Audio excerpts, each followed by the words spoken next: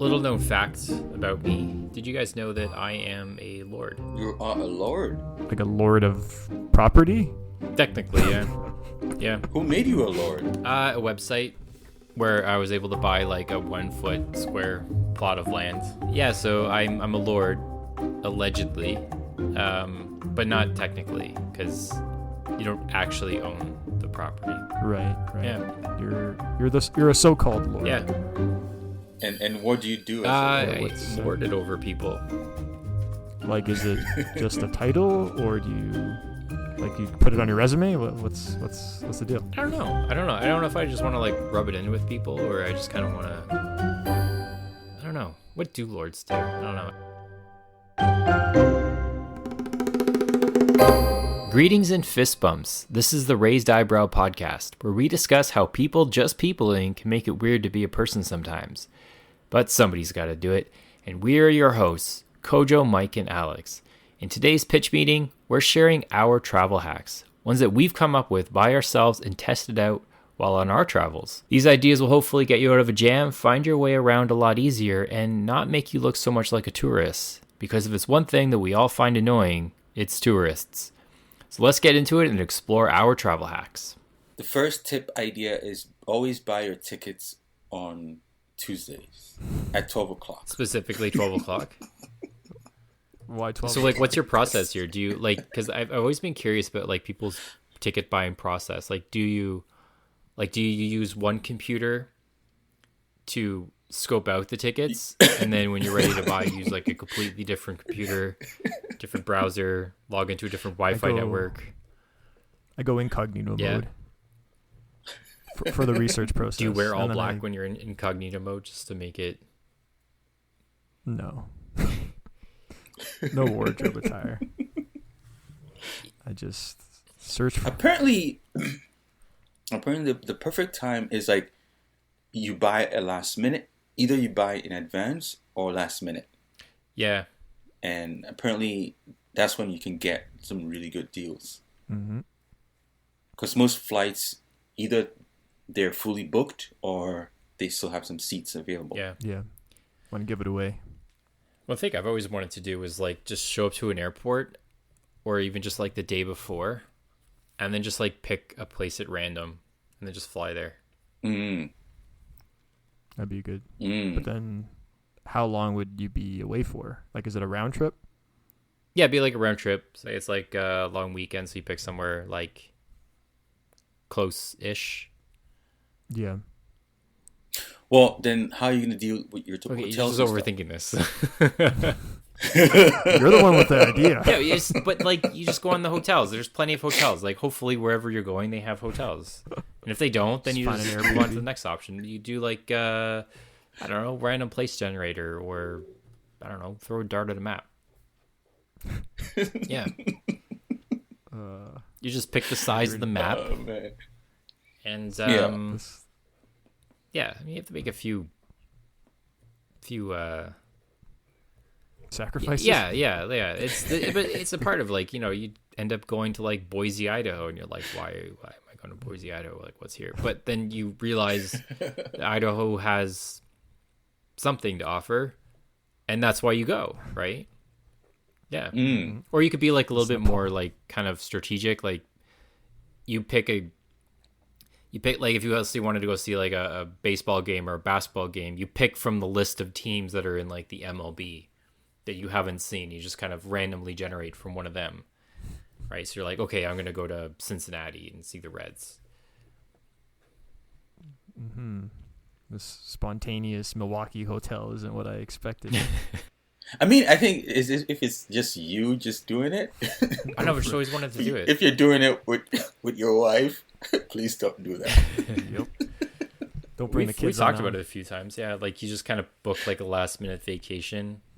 You never like know, a man. beach, just whatever's left over. Like, you know, fly there, fly back. It's like really cheap because you're just trying to like get rid of the room. Yep. Right. That's not a bad idea. Oh, yeah. Like on a resort. So it's like a 1-day trip. Yeah, because if it's like the day before, like the hotel is just trying to get rid of the room, so they're going to be like dirt cheap. And if the airlines just try to fill the seat, they'll be like, yeah, we'll sell it to you for like half price because we like it's better than selling and not selling it essentially. Right. Yeah. So Yeah. My wife and I did a trip to London, and the day before was cheaper, so we ended up booking the day before. But then we didn't have a hotel, so then we landed, and then we had to like go get a hotel. Oh wow. Did you find something? It was, yeah, we did find something, which was kind of like, it was a bit hectic because then we got to London, and your phone. Usually, I would download Google Mm-hmm. and then follow it, but there are times where it goes off when you don't have like a Wi-Fi or anything like that. Mm-hmm. So then we were just walking around, went to this hotel. We just basically stumbled upon a hotel, and we're like, how do we get to the other hotel? And then the guy's like, you know what? I can give you guys a deal. So we ended up staying at the first hotel. Nice. Yeah, the first hotel, which, yeah.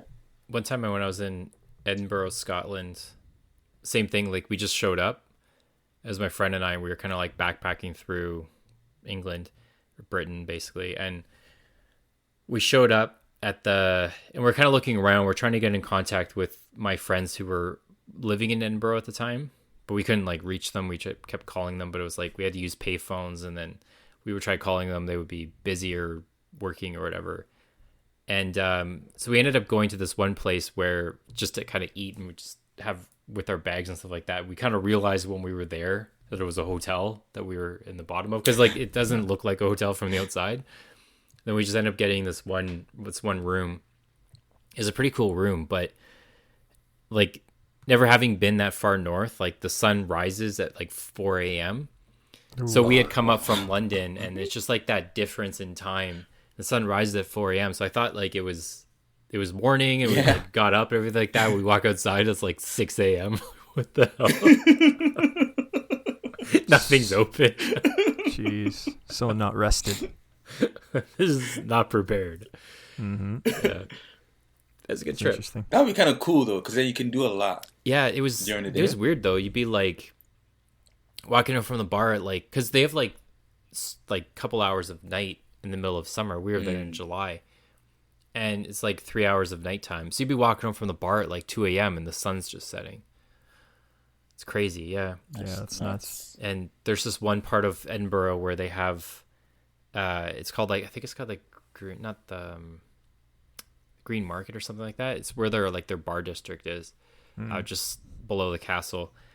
And there was like this one platform where they had the last hanging in Scotland, and it's right in the bar district, and it's Scotland, so everyone's like drinking and has been drinking for like 6 hours at that point.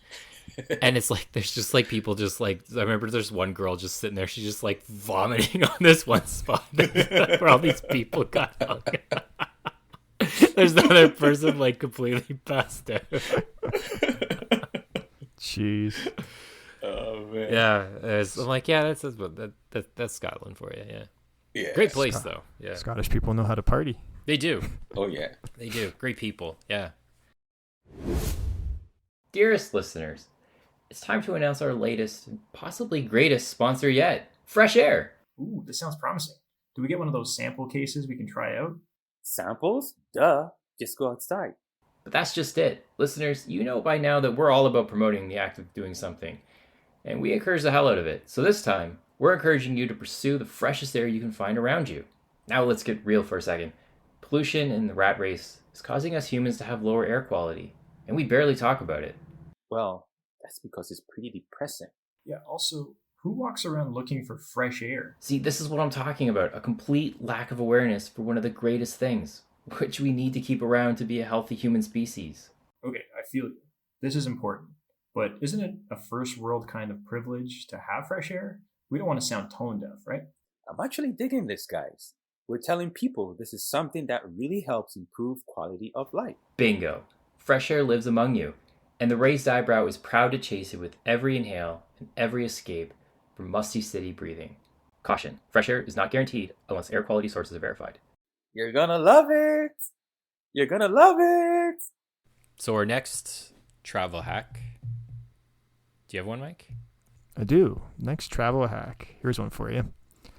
Bring an empty water bottle and just Ooh. fill it up after you pass security. Oh shit. Yeah.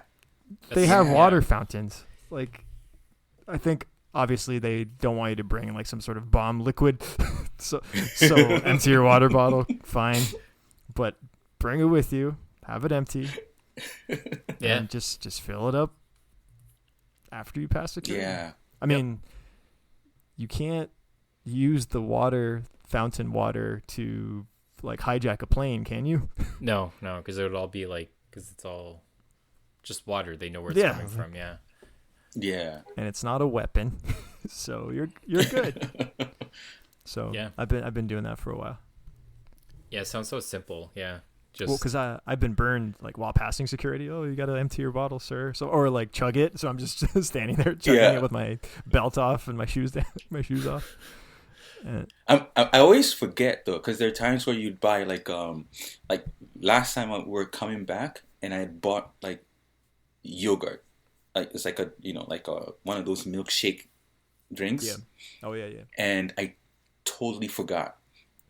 I was supposed to drink it on the way to the airport, but because we're like in a rush and like I totally forgot. And then we were in line, and then the guy is like, "Wait, you have something in your bag?"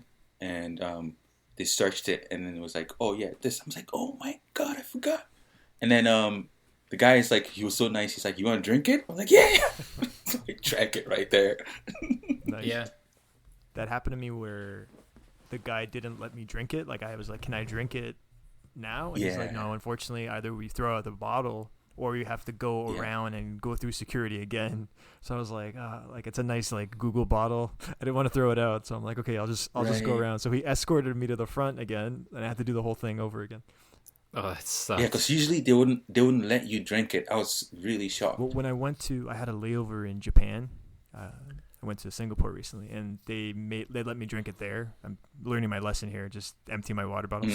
But it's happened a few times. But yeah, I guess some countries, some airports do let you drink it, but others are just more strict. I think the States are pretty strict. Yeah. TSA or whatever. The next travel hack, the one that I use is especially if you're going to an area where pickpocketing and thefts are kind of a little higher, because sometimes you do kind of venture into that area, and as a tourist you kind of stand out and you kind of a mark, is you carry a decoy wallet. What is it? You have a wallet on you that's just like an old wallet that you don't need anymore, and you just put in like old gift cards and stuff like that, stuff that you can't identify. Up here in Canada, we have like Canadian Tire money, so you kind of put that and look like there's actually like bills in there. And so if somebody tries to rob you, you could just kind of like drop it on the floor like suddenly, or hand it to them and you'd be like, oh, here you go. And then they run off, right? Because they need to get away. And then they, turn the corner and they realize that there's just like a bunch of like empty gift cards and like 5 cents in Canadian Tire money. It's genius. I've heard this before. I've heard the one where like you could actually put your wallet like visible in your back pocket, so if they do, they'll just go for that. Yeah. But then that's probably Yeah, need it's a like a bunch of decoy, wallets yeah. because it's too easy to steal that. Then Yeah. It buys you time, yeah. And then another one is zip ties are just good to have, just while we're on the subject, like, because sometimes people wear like hip bags or like the bags that kind of go around your shoulder, and there'd be like the plastic buckle. But if you put a zip tie around the 2 buckles, you can't undo the buckle, right? You just have to like right. pull it on and pull it off. But at least with the zip tie, they're like not even 1 cent. So you can buy like 50 at a dollar store. And so when you're done with it, you just cut it off, right? And then, but you have the zip tie on there, and they can't just like unclip the thing and just run away with it. Mm-hmm. That's smart. Yeah. I like that one. Yeah. That one actually saved me in Italy. There was a guy who was kind of like distracting us with one hand, and then I'm guessing he kind of reached around with another hand to try to unclip it. But because I had the zip tie on, Shit. the clip didn't come undone. You actually tried to do that, eh? Yeah. Like you felt it? Yeah. That was in Rome. Yeah. So was there an awkward confrontation, or it's just like, what are you doing? Well, I was trying to like kind of put myself between him and my wife, and then like I knew that I had the zip tie on, and it was under my arm, so he would have to like wrestle the bag off me, right? So and the bag was like in front of me, like where the valuables were. So, and I had nothing in my pocket, so I knew that he couldn't actually steal anything from me because like I had my hand on my bag. he just attempted, but he failed in his attempt. So screw him. Do we have pickpocketers in Toronto, or is it Yeah. because we're Yeah, from we do, here? They don't Yeah, there's do this to there's us. yeah, there are. Yeah.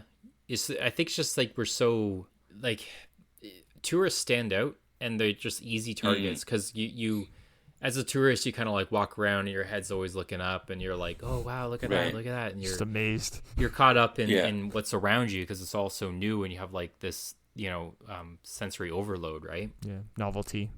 And you're a target, right? So that's who pickpockets target. And I love being in another country and then people asking me for directions. I don't know. Well, like, I mean, because then you feel like, oh, wow, I look like I'm from here. You belong. You look like you belong.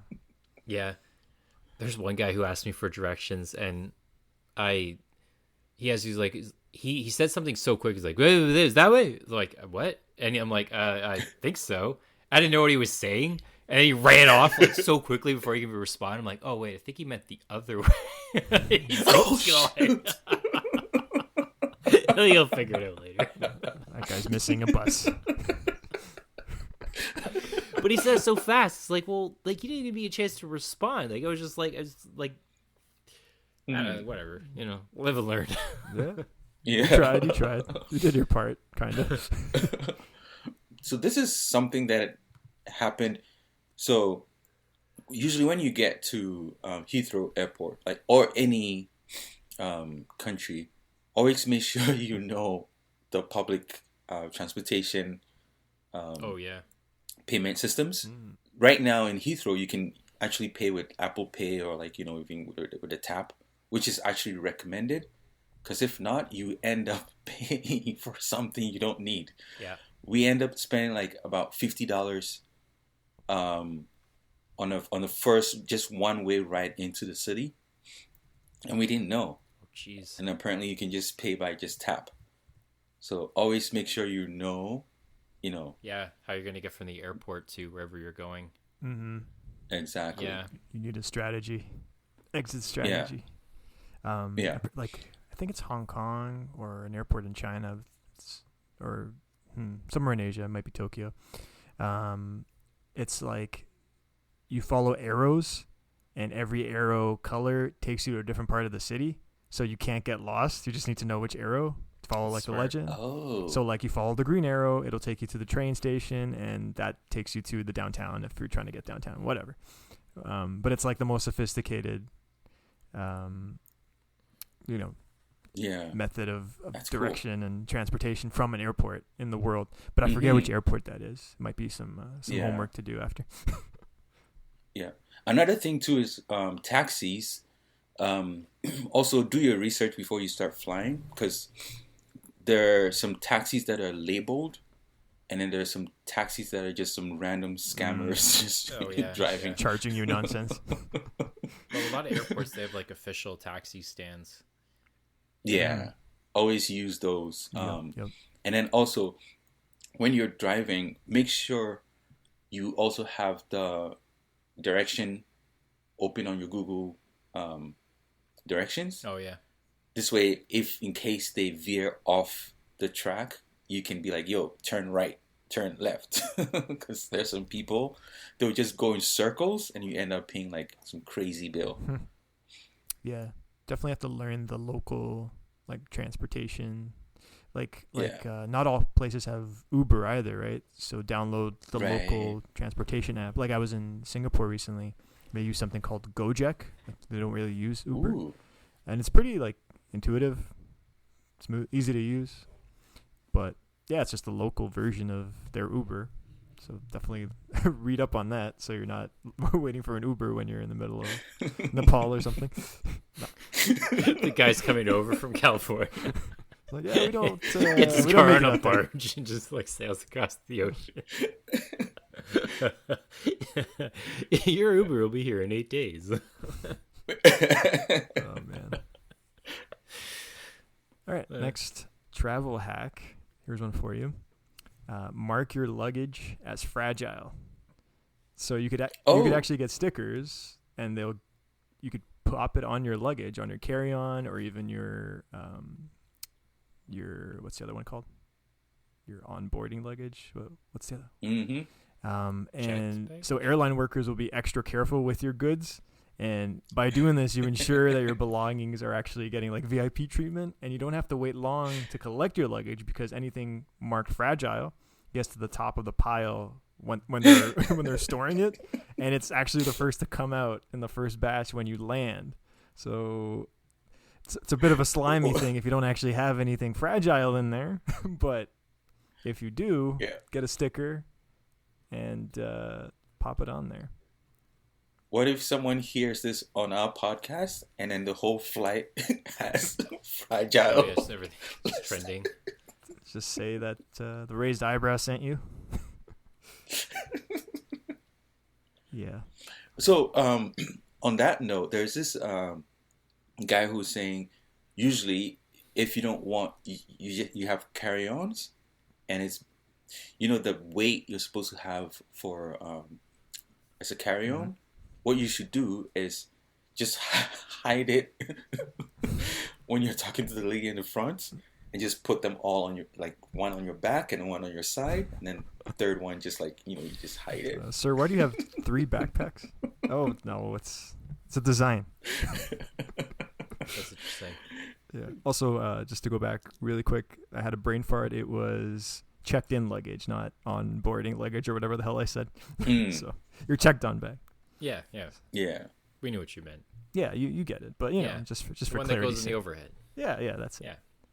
But for clarity's sake. They're scary though. Like sometimes, like you look out and then they're just tossing the bags. They're not even looking at the labels. They just toss it. So if you actually have something fragile, it's awful because grandma's plate from overseas is just getting destroyed because some stressed out worker is just tossing it around. The next one is this kind of works well in probably South American countries, European countries especially. Wear the local team's football jersey. I did that twice when I was in Lisbon and Rome. Really great way to just get high fives. The locals just are a little bit more accepting of you. Also pay attention to like local rivalries. Make sure you're not in the wrong part of town. Oh, very important. Wearing a sporting jersey when you're in Benfica. So just pay close attention to where you are. But if you are in the right parts of town, it goes over quite well. Yeah. So unless there's like a local derby, you got to be worried about. Mm-hmm. Yeah. But like I was wearing like a Roma jersey at when we were at the ruins, and it was like people like, yeah, nice jersey, and like high fives, and you're like, oh, nice. Yeah, fit right in. Yeah, you look like a tourist, so you got to watch out for all the other tips about like pickpocketing and shit like that. But although locals do wear, especially in the summer, I notice a lot of locals and a lot of Europeans in general wear football jerseys because they're just naturally breathable material. Mm-hmm. Right. So you just see jerseys everywhere. Get the dry fit. Yeah, exactly. Yeah. On the topic of locals, if you're in a restaurant, always look for a restaurant that is not more like a franchisee restaurants, because there's still going to be like McDonald's and like, always look for the local restaurants. And then one tip about this too is like never ask for the local, like an English version of the menu, because usually they would have different pricing for tourists and then locals pay a different price. So always ask for the local menu. Yeah. You could just use Google Translate to like at least like translate, or you can ask for the local and then ask for the English, and then you can compare the price. Smart. Yeah. Another one was just on the food side is a lot of street food, like if it's actually like cooked, like never eat any street food that's raw. But if the street food is cooked, it's like cooked right in front of you. And in some of like in terms of like cleanliness, like having like weird shit in your food, like bacteria and whatnot. If it's like deep fried or cooked right on a grill right in front of you, it's probably fine. You just have to pay. You have to kind of like just watch and pay close attention to like how it gets prepared. Like watch a few people get theirs first. Don't rush to buy stuff. Like kind of pay attention to kind of what people do before you move in. But yeah, street food is cooked street food is usually not that Mm-hmm. bad. Raw street Yeah. food, avoid it at all costs. Yeah, you don't want to get that deli belly. Oh yeah, yeah. There's The thing. and like in South America, they sell like fruit on the street, and I remember our guide was like, he's like, never ever. He like gave us like this, never ever ever eat that. He's like, I can eat it because like I grew up here, but you eat it, won't see you for a week. Your stomach explodes. Yeah, like you'll be hospitalized. All right, last one on my end. So I haven't tried this, but I read up on this recently. So apparently 20 minutes before you land, you should sprint to the bathroom because usually when the seatbelt like comes on, you still have 15 minutes of leeway until you actually have to be in your seat. So apparently this is a thing. So yeah, use this opportunity to, relieve yourself, and you can avoid the scramble for the restroom when you land. But yeah, so when the seatbelt light comes on, you have 15 minutes from there to actually put on your seatbelt. Go figure. I wonder if that's different for different airlines or whatnot, but I read about that recently and thought it was interesting. Yeah, that's smart. Yeah. Get to that toilet. And then, on the topic of restrooms too, not all cities have restrooms. Oh, no. Like especially old places like Rome and stuff, Paris. It's very difficult to find restrooms. So either you use the washroom at home or the hotel before you leave, or just go to a coffee shop and buy like a coffee and just use the washroom. Yeah. Yeah. Okay. My last tip is, this one's really great just for like, if you just want to kind of have people not bother you when you're traveling. So people trying to sell you stuff on the street, like a tour, something, and you just kind of want them to go away because they realize that there's just no possible way they could deal with you. And you do it in a way that's in a very polite way. But there's no plausible way that they could ever talk to you. And so when somebody tries to engage with you, they try to sell you something, usually they do it in English. And what I did a few times in Italy was I would respond just speaking gibberish. And you would so they would say something in English and you just be like, and they'd be like, what? They're just like, what do you just say? They have no idea what you just said. And you just talk to gibberish. If the more convincing, like practice it before you go, but the more convincing you sound, it just works like a charm. And there's one guy I said it to, and his reaction was like, huh? It just like, but he left me alone. He just moved on to the next guy because he had no way of actually having a conversation with me because he couldn't speak my language. That's amazing. I can see you doing this so well. Yeah. It was so Alex. fun. You could also, I guess you could learn a few words in a random language, like look up some obscure like African tribal language and just learn some basic words, and they'll be like, "What the fuck?" I was worried that like the could off do the chance Star that he Wars would know the language. language though. Like I was thinking, like, well, if I speak like French, like like the off chance he knows French. Yeah, it's Latin based. Yeah. Or you'd be like, knows a few words, and you can kind of respond back, and they'd be like, no, I'm just gonna go full gibberish, and just like the more convincing you can make it sound, and you just like utter something, and they don't know, like, because like if you've never heard a language before, it just sounds like gibberish. Yeah.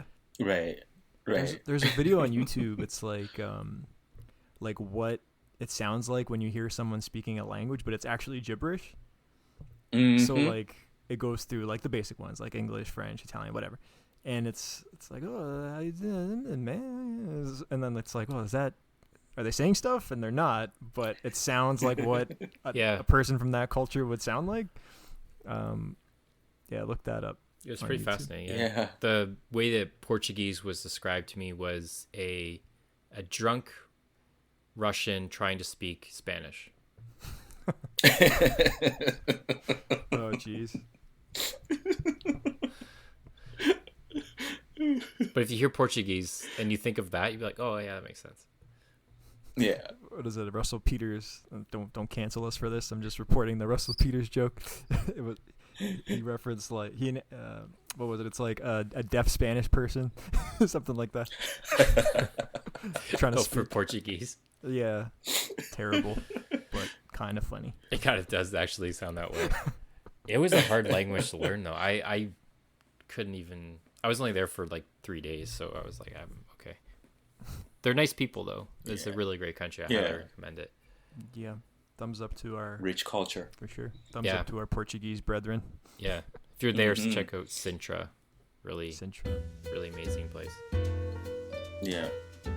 And then there's this thing where they're saying, if ever you're going to a French country, I've actually had this experience in Montreal.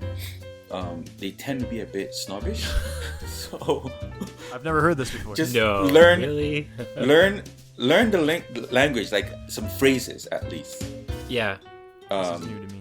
Learn some phrases, because they're like, we went to a McDonald's in Montreal and we're ordering food, and obviously I don't speak French, so then you're trying to speak to the guy, and the guy won't even like it's like not even make any effort to kind of like help you meet you halfway or whatever. He just responds in French. You're like, responds in French, and I'm like, ooh, I don't know what you're saying. Why don't you just slap me in the face and spit on me? Like, why are you interacting?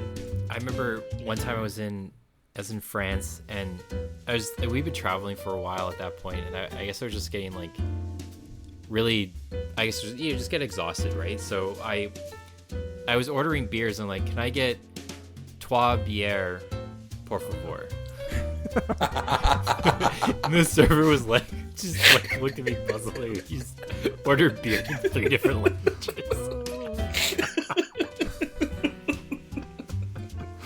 Oh, jeez. You broke the server. You just go, voulez-vous coucher avec moi? S'il vous plaît. Yeah. That's awesome.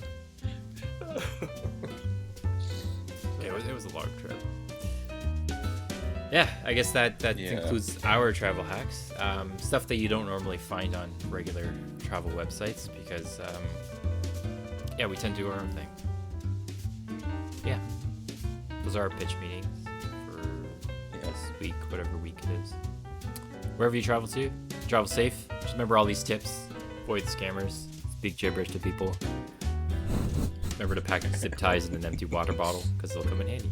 And fragile stickers. Yes. And fragile stickers, yeah. Don't forget the fragile stickers. Bring 2, just in case one comes off. Yeah. Always bring it back up. All right. All right. Peace out.